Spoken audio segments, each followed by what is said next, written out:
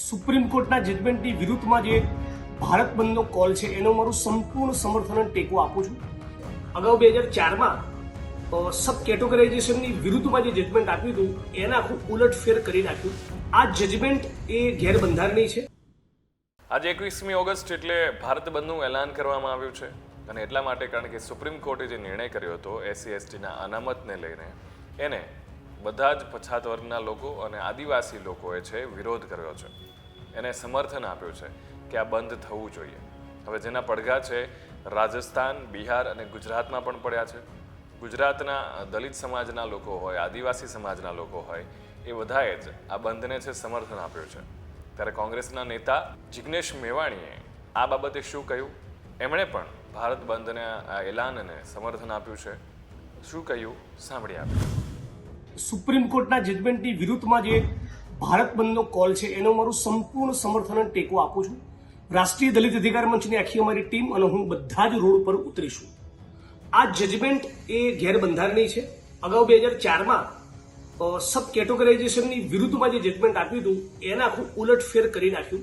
એટલે હું માગણી કરું છું વિડીયોના માધ્યમથી કે આ જજમેન્ટની વિરુદ્ધમાં પાર્લામેન્ટમાં એક અધ્યાદેશ લાવવામાં આવે અને આ જજમેન્ટને એ રીતે રદબાદલ ઠેરવવામાં આવે.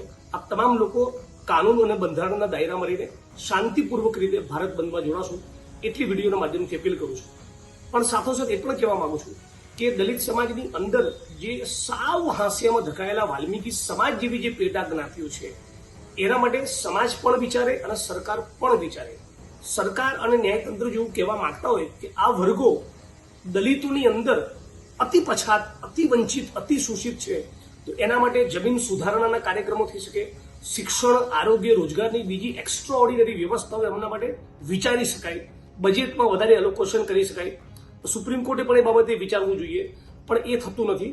અને સમાજ તરીકે આપણે પણ વિચારવું જોઈએ કે દલિતોની અંદર આપણા જ આ ભાઈઓ આપણી તુલનામાં વધારે કેમ વંચિત રહ્યા છે, આપણું એમની સાથેનું વર્તન કેવું છે, આપણે એમની સાથે ભેદભાવ કરીએ છીએ કે કેમ, આપણે જે ટેનામેન્ટ ફ્રેન્ટ સોસાયટીઓ બનાવીએ છીએ એમાં એમને રહેવાની અનુકૂળતા કરી આપીએ છીએ, એમને રહેવા માટે ઘર આપીએ છીએ કે કેમ, આપણા પણ એ પ્રશ્નો છે.